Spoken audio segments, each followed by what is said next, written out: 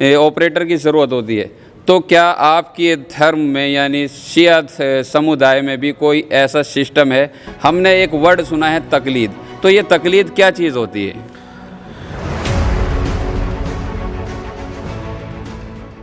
हमारा टीम का जो लीडर है वो सही है या नहीं है? यानी मेरा कहने का मतलब है कि हमें तकलीद किस तरह के इंसान की करनी चाहिए, वो कैसा होना चाहिए?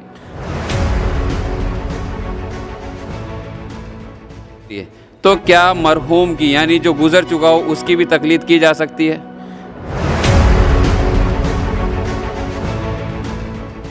नमस्कार, आदाब, सत श्री अकाल। आप देख रहे हैं जनता वंता, और जनता वंता में आपका फिर से स्वागत है एक नई वीडियो के साथ। जैसा कि दुनिया में सैकड़ों धर्म हैं, 4 धर्मों को सभी जानते हैं, हिंदू, मुस्लिम, सिख, ईसाई। हम बात करेंगे इस्लाम धर्म की। इस्लाम धर्म में जैसे 2 समुदाय होते हैं, शिया और सुन्नी।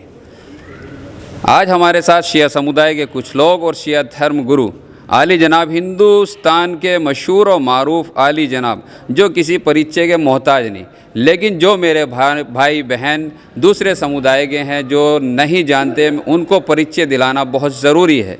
आप हैं हिंदुस्तान के मशहूर और मारूफ आली जनाब मौलाना आमिर काज़मी साहब, जो इमाम जुमा हैं और जो मस्जिद के इमाम भी हैं।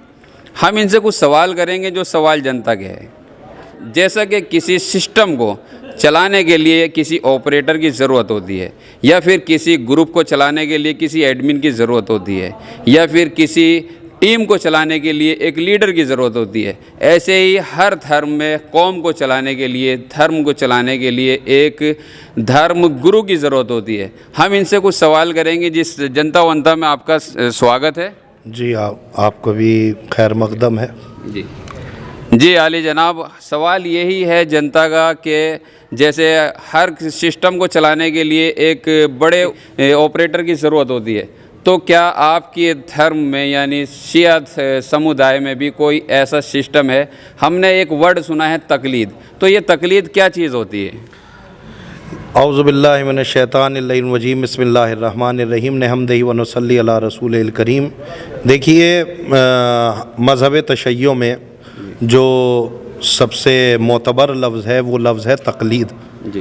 तकलीद उसे कहते हैं कि जो कुरान और हदीस से अहकाम इलाहिया, यानी कुरान और हदीस से इस्लाम के कानून, इस्लाम के अहकाम को समझने की सलाहियत एक आदमी रखता है और एक आदमी नहीं रखता। जी।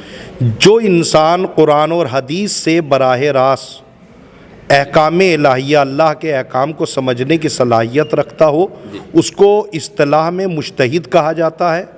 और जिसके पास कुरान और हदीस से अहकाम इलाहिया को समझने की सलाहियत नहीं होती, यानी वो बेचारा ज़्यादा पढ़ा लिखा नहीं है, अब ऐसे इंसान को चाहिए कि वो उस मुज्तहिद के कही हुई और उसके कहे हुए फरमान के ऊपर अमल करे।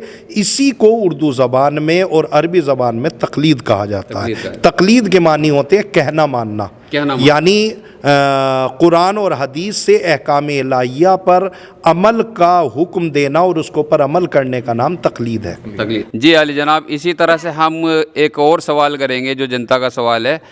जनता का ये सवाल है कि जैसे हमारे हिंदुस्तान की सभ्यता और हमारे हिंदुस्तान का जो एक वो सिस्टम लिख के गए हैं, अम्बेडकर साहब लिख के गए हैं, उनके मरने के बाद भी उन्हीं के सिस्टम से आज तक ये सिस्टम चल रहा है, गाइडलाइन चल रही है। तो क्या मरहूम की यानी जो गुज़र चुका हो उसकी भी तकलीद की जा सकती है?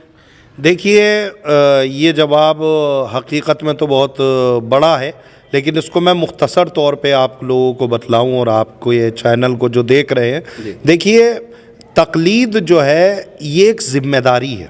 जी। तकलीद एक ज़िम्मेदारी है जो ज़िंदा आदमी इजाज़त देता है। यानी आपका सवाल ये है कि मुर्दा मुज्तहिद की आप तकलीद कर सकते हैं कि नहीं कर सकते? नहीं कर सकते। तो ये तकलीद एक ज़िम्मेदारी है, और ज़िम्मेदारी के लिए उसका ज़िंदा होना शर्त है। ज़िंदा मुज्तहिद इजाज़त देता है कि हाँ, लोग मेरी तकलीद करें, यानी मैं अगर लोग मेरी तकलीद करेंगे तो मैं इस ज़िम्मेदारी को संभाल ले जाऊंगा और मैं इसकी ज़िम्मेदारी को कबूल करता हूँ, यानी ज़िम्मेदारी होती है और उसकी वो इजाज़त देता है। अब ज़ाहिर है जो इंसान इस दुनिया से चला गया है तो ज़ाहिर है कि वो कबूल किसके लिए करे, वो तो है ही नहीं। وہ تو قبول کر ہی نہیں سکتا، لہٰذا وہ تو جا چکا ہے۔ لیکن ہاں مرے ہوئے انسان کی تقلید ہو سکتی ہے، شرط یہ ہے کہ زندہ مجتہد اجازت دے کہ آپ اس مسئلے میں مرے ہوئے مردہ مجتہد کی تقلید اور اس کی کہی ہوئی باتوں کے پر عمل کر سکتے ہیں۔ آپ براہ راست مردہ مجتہد کی تقلید نہیں کر سکتے، زندہ مجتہد کی اجازت سے ہی مردہ مجتہد کی باتوں کے اوپر آپ عمل کریں گے۔ اور تقلید ایک ذمہ داری ہے جس کو مجتہد خود اجازت دیتا ہے کہ ہاں لوگ میری تقلید کریں۔ یعنی دونوں کی سیم گائیڈ لائن ہونی چاہیے۔ دونوں کی زندہ مجتہد اجازت دے گا تو ہی مردہ مجتہد کی تقلید ہوگی۔ کوئی بھی آدمی براہ راست آ کے مردہ مجتہد کی تقلید نہیں کر سکتا، وہ زندہ کی کرے گا۔ پھر اس کے بعد جب زندہ جو ہے وہ اس دنیا سے چلا جائے گا تو پھر جو اس وقت اس دور کا مجتہد ہوگا وہ اجازت دے گا کہ آپ اس مسئلے میں اس کی تقلید کریے یا میری تقلید کریے۔ بہت اچھی بات ہے۔ چلیے ایک سوال، آخری سوال ہے معذرت کے ساتھ میں، آپ لوگ ایسے ہی بنے رہیے، بہت ہی انٹرسٹنگ سوال ہونے والا ہے۔ جی عالی جناب، آخری سوال جو ہے بس یہی ہے کہ یعنی ہم کسی راہ پہ جا رہے ہیں، کوئی گروپ ہے یا کوئی ٹیم ہے اور ہمارا لیڈر سب سے آگے جا رہا ہے، لے کے چلتا ہے، ہمیں کیسے پتہ، یعنی ہمیں پتہ کرنا چاہیے کہ ہمارا ٹیم کا جو لیڈر ہے وہ صحیح ہے یا نہیں ہے؟ یعنی میرا کہنے کا مطلب ہے کہ ہمیں تقلید کس طرح کے انسان کی کرنی چاہیے، وہ کیسا ہونا چاہیے؟ دیکھیے تقلید کے لیے جو ہے وہ سب سے یہ سوال بھی جو ہے وہ بہت بڑا ہے، جس کو اگر میں مختصر طور پہ آپ کو بتلاؤں تو جواب یہ ہوگا کہ مجتہد جو ہے وہ قرآن اور حدیث سے مسئلے مسائل کو معلوم کر سکتا ہو، ایک شرط، یعنی اس کے اندر اتنا علم ہو جو قرآن اور حدیث سے احکام الہیہ کو سمجھنے کی صلاحیت رکھتا ہو، علل اعلان گناہ نہ کرتا ہو، یعنی کھلم کھلا گناہ نہ کرتا ہو، اور عادل ہو، یعنی ایسا نہیں ہے کہ حالات کے تحت جو ہے وہ معلوم ہوا کہ زبان بدل دے، حالات کے تحت اپنا مزاج بدل دے، حالات کے تحت اپنا عقیدہ بدل دے، نہیں، جو قرآن اور حدیث میں اس نے پڑھا ہے اس کے اعتبار سے گردن کٹ جائے، جان چلی جائے، مگر وہ اپنے راستے سے نہ ہٹے، یعنی احکام الہیہ کو قرآن اور حدیث سے احکام الہیہ سمجھنے کی صلاحیت رکھتا ہو،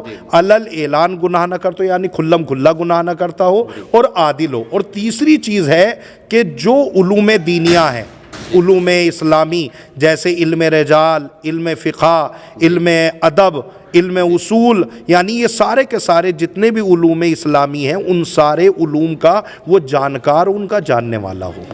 بہت بہت شکریہ جنتا ونتا کو، آپ نے اتنا اچھا اور اتنا قیمتی وقت دیا، اللہ آپ کو سلامت رکھے۔ آپ کو بھی جی دوستوں، میں تو یہی کہوں گا بار بار کہ سارے جہاں سے اچھا ہندوستان ہمارا، آپ جنتا ونتا سے ایسے ہی بنے رہیے اور جنتا ونتا کو ایسے ہی سپورٹ کرتے رہیے، اپنا اور اپنوں کا خیال رکھیے۔ Love you all.